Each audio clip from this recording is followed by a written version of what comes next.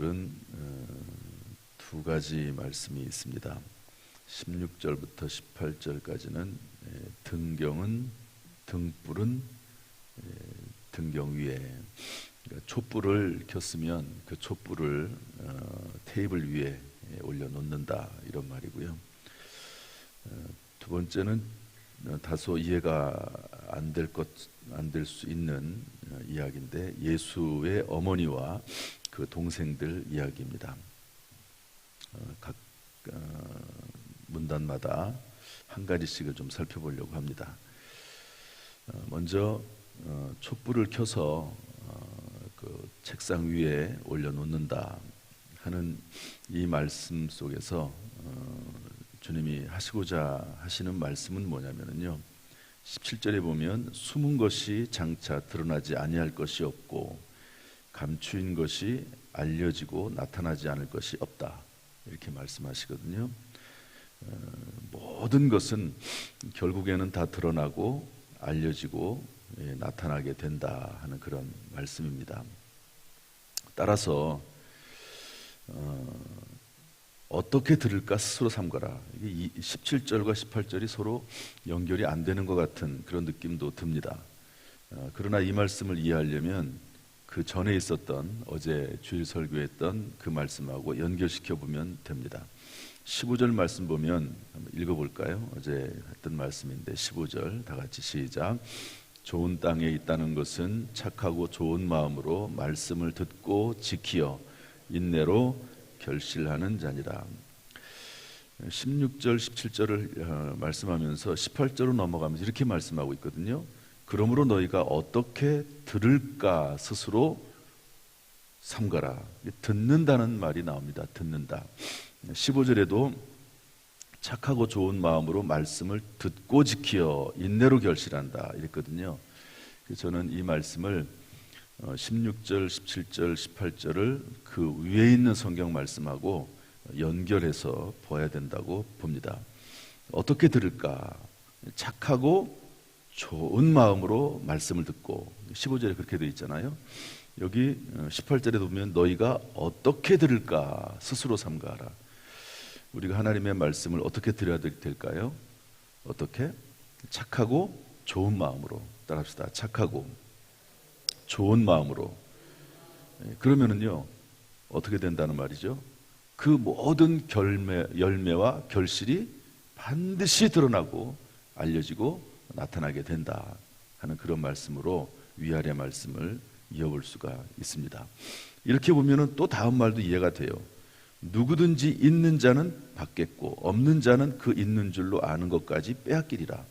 착하고 좋은 마음으로 말씀을 듣고 지키어 인내하면, 그런 믿음이 있으면 당연히 받겠죠. 그런 믿음이 있는 사람은 하나님에게 은혜를 받겠고, 또 하나님에게 하나님으로부터 믿음이 주어지고, 그래서 결국에는 열매를 맺게 된다. 그리고 그 열매는요, 반드시 드러나게 되어 있습니다. 많은 사람에게 드러나고, 또 그것이 하나님에게 영광이 되는 거죠. 결국 이 말씀은 15절과 연결지어서 착하고 좋은 마음으로 말씀을 듣고 지키고 인내로 결실하라 하는 그 말씀의 부연이라고도 볼 수가 있습니다. 어제 주일 설교 말씀에 이어서 다시 말씀을 드립니다. 여러 밭들이 있거든요. 마음밭이 있습니다. 가시떨기에 떨어지기도 하고 돌밭에 떨어지기도 하고 길가에 떨어지기도 하지만 가장 좋은 밭, 우리의 마음밭이, 심령이 좋은 밭이 되어서 착하고 좋은 마음으로 말씀을 들으면 여러분 반드시 좋은 열매와 결과가 나타날 줄로 믿습니다. 드러나게 돼 있어요. 그것은 하나님께서 그렇게 하시겠다는 겁니다. 하나님께서. 우리에게 때때로 부족함이 많이 있습니다. 그러나 하나님의 은혜로 모든 것이 드러나고 선한 열매가 가득하게 될 줄로 믿습니다. 이런 은혜가 이 새벽에 나와서 기도하는 모든 성도들에게 충만하기를 주님의 이름으로 축원합니다. 두 번째 문단은요, 예수와 어머니와 동생들 이야기인데요. 예수님의 어머니와 동생들이 찾아왔습니다. 예수님이 이제 30살이 될 때까지는 참 가정적이었거든요. 그래서 이제 부모님에게 순종하면서 지냈고 또 목수일을 하면서 가족들을 부양하면서 살았습니다. 그런데 30살이 되고 나서 밖으로 나가더니 들어오질 않아요, 집에. 부모 입장에서 염려가 되겠죠. 또 걱정도 되겠죠. 또 생계도 문제가 되겠죠. 물론 이제 육체적으로 예수님의 동생들이 있긴 하지만 뭐 동생들이 그 일을 감당을 했겠죠. 그러나 어머니와 동생들이 그런 모습을 보고 예수님을 찾아간 겁니다. 그래서 이제 밖에 사람들이 워낙 많으니까 예수님에게 직접 들어갈 수가 없습니다. 밖에서 이렇게 기웃기웃하고 있었겠죠. 또 제자들을 통해서 이야기를 했겠죠. 그래서 제자들이 이제 그 말을 듣고 예수님에게 알려줍니다. 어머니가 찾아왔습니다. 또 동생들이 찾아왔습니다. 이랬거든요. 그랬더니 예수님의 반응이 이렇습니다. 우리 21절 말씀 한번 다시 읽어보겠습니다. 21절 시작. 예수께서 대답하여 이르시되 내 어머니와 내 동생들은 곧 하나님의 말씀을 듣고 행하는 이 사람들이라 하시니라. 이 가족 관계를 끊겠다는 말 비슷하잖아요. 이제 저분들은 내 어머니가 아니고 내 동생들이 아니다. 지금 나와 함께 다니고 있는 이 제자들, 이 사람들이 내 가족이다. 그런 이야기입니다. 이 말을 만약에 지금이 아니고 한참 우리나라가 유교적인 문화가 많이 있을 때 이 이야기를 들었으면 기독교는 정말 몹쓸 종교죠. 그렇지 않습니까? 아니 어머니가 찾아왔는데 그래 어머니가 내 어머니가 아니라고 얘기하고 동생들이 찾아왔는데 내 동생들이 아니라고 얘기하고 이게 말이 되는 이야기입니까?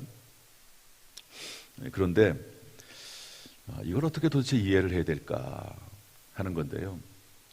저의 이야기를 좀 하나 하겠습니다. 제가 이제 서울에 있다가 저희 부모님들은 다 양쪽 부모님들 서울에 계시거든요. 그러니까 뭐 생신이 있든지 뭐가 있든지 행사가 있으면은 금방 만날 수가 있었습니다. 수시로 만나고 그러다가 제가 당진에 이제 목회지를 따라서 내려왔죠. 그 어간에 그 사이에 저희 어머니께서 70회 생신을 맞으셨습니다. 그래서 생신을 이제 주일날 이제 저녁 때 생신 모임을 하기로 했어요. 왜냐하면 저희가 전부 6남매인데 모일 수 있는 시간이 그때밖에 없는 거죠. 또 특별히 이제 제가 당진에 있으니까 저희 이제 형제들은 또 서울에 대부분 다 살거든요. 그래서 저를 배려해서 주일날 저녁 때 같이 모여서 식사를 하기로 했습니다. 그래서 저는 그렇게 생각을 하고 이제 저녁 때 가기로 했는데 시간을 잘 계산을 해보니까 오후 예배를 드리고 가도 되겠더라고요. 오후 예배를 또 그리고 오후 예배를 드리고 가야죠. 당연히 2시 예배를 드리고 3시에 끝나면 빨리빨리 준비하면 거기 한 6시면 충분히 도착을 하겠다. 그리고 이제 마음을 먹고 이제 오후 예배를 드리고 갔는데 주일날 여러분 뭐 서울 가는 길이 엄청 막히잖아요. 그때는 제가 그걸 잘 몰랐어요. 몇 시에 도착을 했냐면 거의 차가 막혀서 9시에 도착을 했습니다. 9시. 그러니까 뭐 완전히 가족들은 아주 그냥 뿔이 이만큼 난 거죠. 전부 다. 저희 아버지도 아주 마음이 상하신 것 같아요. 어머니 칠순 잔치를 한다고 가족들이 모였는데 도대체 이게 뭐냐. 그런 이제 표정이죠. 그런 표정. 목사한테 아들이지만 목사한테 이제 표현은 잘 못하고 아주 화가 잔뜩 나신 것 같아요. 어쨌든 그렇게 해서 이제 그날은 이제 제가 또 예배 인도하고 마무리가 됐습니다. 그리고 나서 저희 아버지께서 어떤 말씀을 나중에 하시냐면 이렇게 얘기하시더라고요. 너는 목사는 하나님께 바친 사람인데 내가 그것을 이해하지 못했다. 당연히 목사가 주일날 오후 예배를 드리고 오는 것이 맞고 그리고 일부러 그런 것이 아니고 그날따라 유독히 차가 막혀서 그렇게 늦은 것인데 내가 생각을 잘못했다.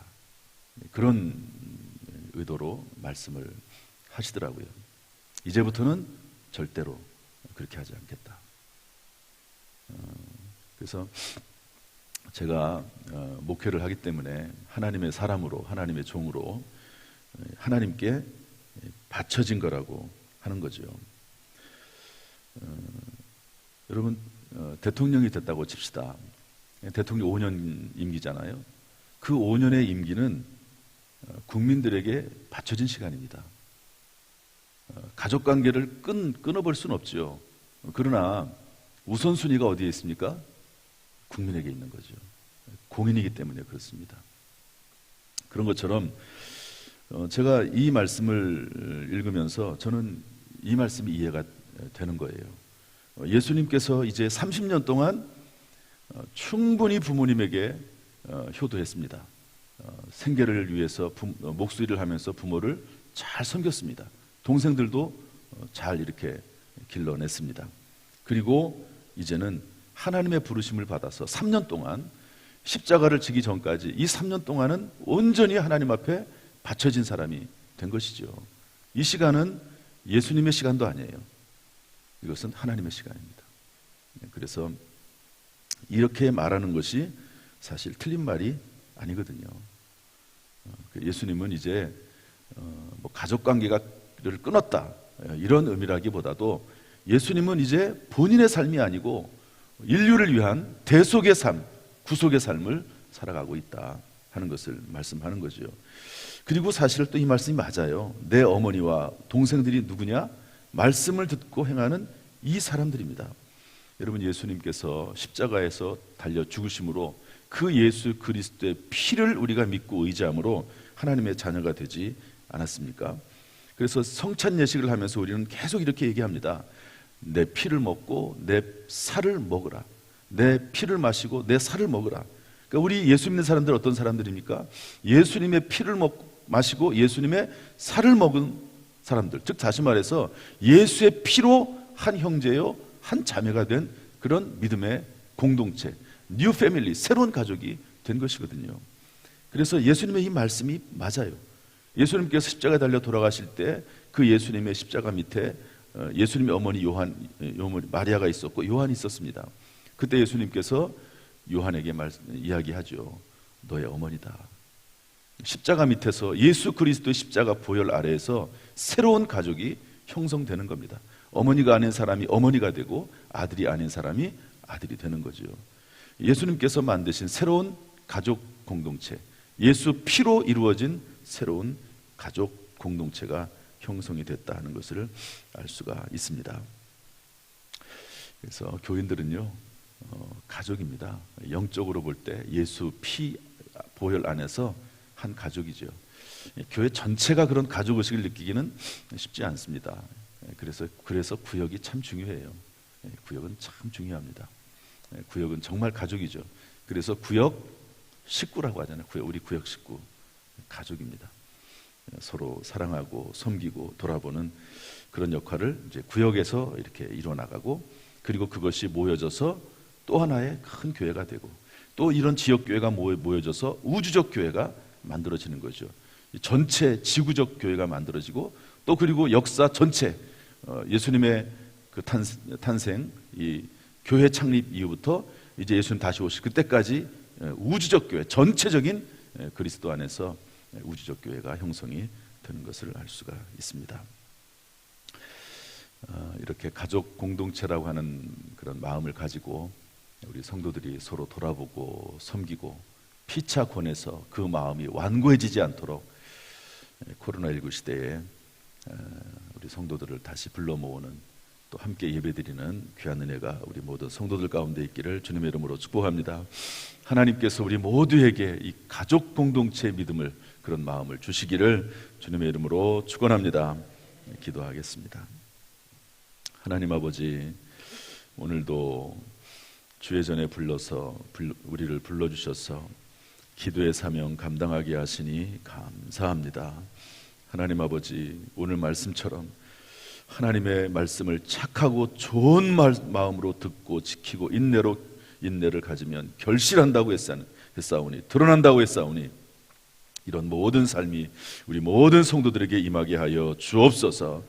특별히 이런 삶을, 이런 열매를 맺을 수 있도록 우리가 서로 한 가족이요 새로운 공동체가 되었사오니 서로 권면하고 섬기며 기도하는 복된 교회가 되도록 우리에게 은혜를 베풀어 주옵소서. 이제 새롭게 또 한 주간이 시작을 합니다. 우리의 심령을 붙잡아 주시고 가정을 붙잡아 주시고 직장과 사업을 붙잡아 주시고 우리의 자녀들을 붙잡아 주셔서 이번 한 주간도 승리하도록 하나님 인도해 주옵소서. 무엇보다도 예수 그리스도의 십자가의 보혈로 정결케 하시고 예수의 피로 우리를 지켜 보호하여 주옵소서.